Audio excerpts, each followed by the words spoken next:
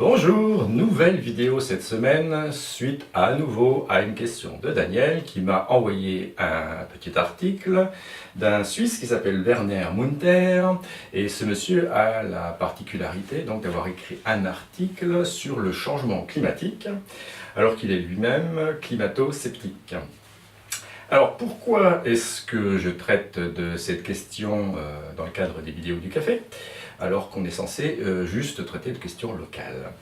Eh bien en fait pour deux raisons. D'abord, le fait que ce soit climato-sceptique introduit la contradiction quelque part, et j'ai été surpris, plutôt agréablement d'ailleurs, de voir que tout en étant climato-sceptique, et contrairement à ce qui aurait pu se passer il y a 10-20 ans, ce monsieur ne conteste plus le fait que le climat actuellement change vite, et donc qu'il y a des conséquences comme la montée des eaux et la hausse de la température. Et finalement, l'origine de la controverse entre des gens qui comme lui contestent et puis les gens comme les chercheurs du GIEC qui nous disent que ça change suite à l'action des humains, en fait cette controverse, elle existe toujours, mais quelque part on s'en fiche complètement.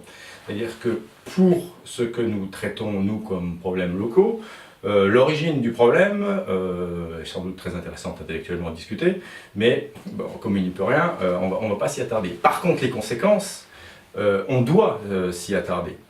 Et on gagne énormément de temps si on ne se perd pas en discussion préalable sur est-ce que c'est bien vrai, quelle est l'origine, quelle est la place de l'homme dans ce changement.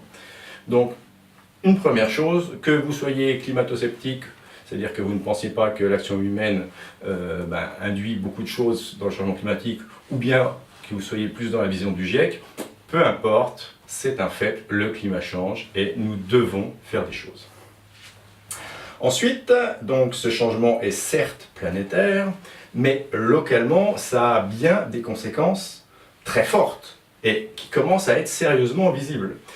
Des conséquences plutôt agréables, c'est la hausse de la température. Finalement, on a eu, et c'est pas la première été ni le premier hiver, on a eu des hausses globales, l'hiver a été sympa, on a tous apprécié d'aller à la plage avec une température qui est un peu supérieure à la moyenne, donc ça c'est plutôt bien. Mais il y a d'autres choses qui se passent au-delà de ce changement. Il va y avoir des changements sur la pluviométrie, des changements sur la flore, mais aussi sur la montée des eaux. Le CHOM, par exemple, sur les articles que j'ai pu lire jusqu'à présent, évaluait à peu près à 1 cm par an la montée des eaux dans la rade, ce qui est un peu plus que la montée dans certains autres endroits de la planète. Et on est plutôt en accélération qu'en stabilisation. Donc oui, les eaux montent. Et si ça monte, ça va avoir forcément des conséquences. Des conséquences qui sont déjà en partie visibles. Là, j'étais ces derniers jours faire un petit tour sur la plage du Trézir, et j'ai été étonné de la hauteur du sable. J'ai vu que le mur de l'Atlantique s'était sérieusement cassé la figure. Et si on lit aussi les rapports, le rapport énergie-climat qui est en train d'être produit par la CCPI note spécifiquement sur notre commune des impacts de ce changement. Impact au niveau des falaises qui se dégradent plus rapidement, impact possible au niveau de la submersion du Trézir, c'est-à-dire que si ça continue de monter, évidemment l'eau va finir par rentrer, sans oublier le fait que le Trézir étant globalement bâti sur un marais, l'eau va aussi monter par capillarité. Donc il y aura des conséquences à ce changement. Ce n'est pas simplement quelque chose d'abstrait qui concerne la planète, les Africains ou je ne sais trop quoi. Ça va très rapidement nous concerner, et ça nous concerne déjà. Donc dans ce cadre-là, il est évident qu'un débat sur le changement climatique a tout lieu d'être au sein du café. Quoi d'autre ? Si le débat il y a, d'abord je vous invite à y participer, à déposer des choses sur l'espace numérique, éventuellement sur Facebook. Il y a déjà pas mal de choses. J'espère pouvoir bientôt monter spécifiquement un groupe de travail là-dessus. On manque un peu de ressources, donc rejoignez-nous. Mais surtout ce que je voudrais dire, c'est que il faut passer de l'idée abstraite générale, il se passe un truc de changement, etc., à une appropriation vraiment de chacun sur ce sujet.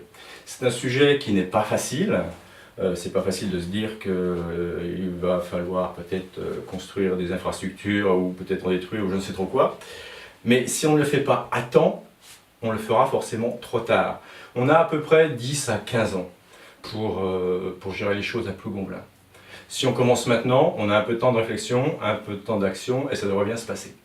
Si on ferme les yeux, si on laisse aller les choses, il y a de grandes chances que ça ne se passe pas aussi bien que ça et qu'on ait à gérer une catastrophe plutôt qu'à gérer un problème. Et c'est pour ça qu'il est important que les citoyens de Plougonvelin s'approprient, s'informent raisonnablement sur ce qui est, sur ce qui peut advenir, et le fassent de façon volontaire et positive. Il faut répondre notamment à l'angoisse des plus jeunes qui ne voient pas leur avenir à cause de ce changement climatique. Ils sont à un âge, moi j'ai des filles qui sont au collège, ils sont à un âge où la vision est très simpliste, certes, mais l'angoisse elle est bien réelle. Et c'est à nous, adultes, de leur montrer qu'on s'approprie ce problème, qu'on le prend par le bon bout et qu'il n'y a pas de raison qu'on n'arrive pas à le gérer correctement, même si c'est un problème majeur qui est d'origine planétaire. Donc c'est pour ça que je fais cette vidéo, c'est pour ça aussi que je suis ravi que Daniel m'ait envoyé cet article qui était un peu contradictoire, mais c'est aussi le sens du café, c'est-à-dire exprimer toutes les opinions, qu'elles soient dans un sens ou dans un autre, et puis voir concrètement comment est-ce qu'on on arrive à prendre en compte la mesure des choses et à se préparer à agir. Voilà Daniel, donc merci pour cette deuxième question.